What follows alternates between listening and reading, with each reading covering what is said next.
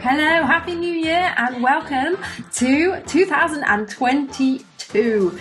Now, today I want to talk all about money because if there's anything over the last 12 months that people have said to me is blocking them, it's time, money and confidence. So if we can eradicate each one of these, then really there's no reason why we all can't follow our own path and build our own dream life, whatever that might be, whether that's a traditional career route or something altogether very different. So today we're going to have a look at money, and what I wanted to do is start the new year by giving you some strategies so that you can master and manage your money much better.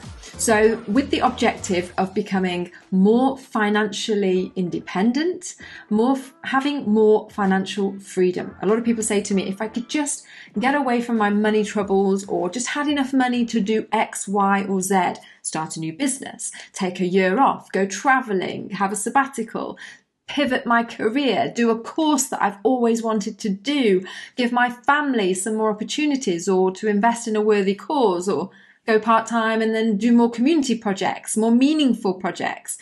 Whatever it is that you want this level of financial abundance for, so that it can enable you, because rightly or wrongly, however you feel about money, that really awkward, we talked about this on the Choose to Challenge panel discussion, how many of us feel uncomfortable talking about money, the negotiation, the salaries, all of that kind of thing.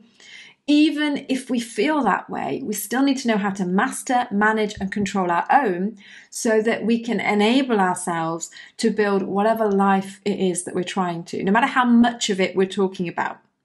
And the number one myth I hear loads of people say is, if I could just win the lottery, everything would be fine. Reality check. If we had no money, if we had £1,000, if we had £10,000, 100,000 or £1 million, we will still behave and have the same habits with money as we do now. So the reality is we've got to get used to managing our money. We've got to get better and more responsible at doing it, not in a boring way, but in a way that we can choose how we're going to use it to do whichever one of those goals we really want to. And that's different for everybody. So put aside what your objectives are here. Let's take stock. We're all trying to achieve a level of comfort, stability, and financial freedom that allows us to make choices when we want to. And that's what we're going to talk about today. We're going to talk about some of the strategies that are talked about. Warren Buffett talks about them. We know that he uses them. So great investors, billionaires, if that's your kind of area. Rob Moore, who is a great author of Money, but also a great author of the Disruptive Entrepreneur podcast, which is quite fun to listen to, and all these other property investors and other people who, there's many books. We can also talk about Tony Robbins's Financial Destiny Corporation. There's also Elevest, which is a dedicated investment group for women in the US. So there is a lot of different resources here that are pooling together, and I'm going to give you some of the strategies that they use in order to gain this level of financial abundance so that you can feel more in control. Because let's face it, a lot of us, it flows in, doesn't it? Your income comes in and it flows straight back out again to expenses. And then there's this curse of the middle class. So the better and more successful you get in your career or in your business, you start to make a bit of money if you're self-employed. What do we do with it? We just increase our outgoings. We buy a bigger house. We get more expenses from a bigger house. We get a fancier car. We have a bigger lease payment, a few more subscriptions for the kids, maybe a few more Netflix accounts. Who hasn't got a Netflix account or an Amazon Prime or something else that you're paying a lot of subscriptions for? So your money is flowing in one end and out the other. And quite often you don't see a lot of it. You're saying, I haven't got the money to save. I haven't got the money to invest. I haven't got the money for a property investment that I want to do. I never have the deposit. I will never have the deposit. And I want to just debunk all of these myths, because if that is your goal, if that is what you want, either a pot of savings for a rainy day or peace of mind, something to invest, something that builds up your financial legacy for your children or supports them through college, university, whatever it is, then this is where you need to start to take control. And we're going to start at the first step, which is all about managing what you have, this flow, and directing this flow a little bit better so that we are starting to accumulate them, but by having really good money habits. So let me talk you through. I'm going to put this into 3 simple steps today. I'm going to carry this on so that we can get to the point where we're starting to invest and build our wealth using these strategies, using this money management technique. So the first step, you've got to have a budget. You've got to know what you're spending, what your bills are. So yes, you do have to work that out. And if you head over to sueparker.io/money, there are some resources that you can download that will help you to do your budget, that will help you with the next step and the next step. So that's what you can head over. That's sueparker.io/money. And the first thing, once we've got our budget established, it's then working out, well, that's the money I've got to spend on bills. Now, if you're a couple, then you can pull this together. But if you are alone, then you can just do this on your own. You can literally grab your banking app and you create another 2 accounts. One of them is going to be your savings account. Your original one is probably the one that you use for all your bills. So that's got all your direct debits set up on, the one that you use when you go shopping, use your debit card. So you've got those 2 accounts. You've now got a savings account or savings and investments. Call it your peace of mind, whatever you want. Let's start with that. And you've got your billing account. Now I want you to create a 3rd account. And this is actually the first base pot. This is like, imagine a funnel. It's all going to go in there first. And the first account is the one where all of your money gets paid into. Both of you have your income, or one of you, if there is just one of you, you pay your income into that income account. And then what you do is you pay yourself first. PYF. Transfer as much money as you can. And if you're getting started and you're saying, I can't afford to save, I've been using this excuse for years, I can't afford to save. We can never afford to save when you say that, because you're focusing on what you can't do, not how you can do it. Even if it's £50 this month, you're going to transfer that into that savings and investments account. At the minute, it's not going to do anything. This is about building up a pool of money so that you have that safety net or that investment pot or whatever you're going to use it for. But let's start with building it up. So we have £50, £100, 200, 300, 400, 500 if you can afford it. Start small. You can always increase and set it on an automated payment to come out as soon as you get paid. If you're self-employed and you have a particular time of the month you do your withdrawal from your business account, pop that into here and then immediately sift some of it out for your savings and investments. And then the amount that you've said on your budget you need to spend for your bills, for your food, for your fuel, that gets transferred into the spending account. I'm hoping you've still got a little surplus in the top because you haven't used it all, and you're getting into the habit of, instead of all going in one account and then spend, there's nothing left, I can't possibly put anything in the savings. This way, you're just allocating how much you're budgeting to spend. And once it's gone, keep an eye on that account, because once it's gone, you're not spending any more. And that includes anything.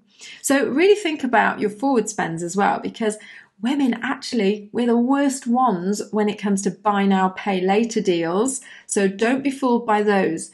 Never spend more than you've got coming in. It might take you until Easter before you've got this nailed. Doesn't matter. Start now, not at Easter, not next year, and not the year after when you're still skint. Now, start now. So we have these 3 accounts set up. We've got this nice shuffle, and we've also got an automated payment into our savings and an automated set amount that we've budgeted for the monthly bills. And we might even get a little surplus building up in that first layer, which will tell us we can definitely increase our savings. Really good strategy. So that's step 1. Make sure as well you've got all of this on your phone app, because it'll make it much easier to manage. The easier things are to do, remember, if you're a reader of James Clear's Atomic Habits, then you'll know that making it easy is really important to your success. The second thing you're going to do, you're going to grab yourself a little notebook, something like this. So something that'll fit right in your purse or in your car pocket, wherever it is that you go out and you're the worst at spending. Take this with you as many times as you can. Pretty much keep it on your person in your back pocket if you can. And what you're going to do is you're going to start a page that's called your spending diary. And you're going to note down every time you spend some money. Oh yes, for a whole month, for the month of January, or even starting today if you can, you're going to write down every single thing you spend money on.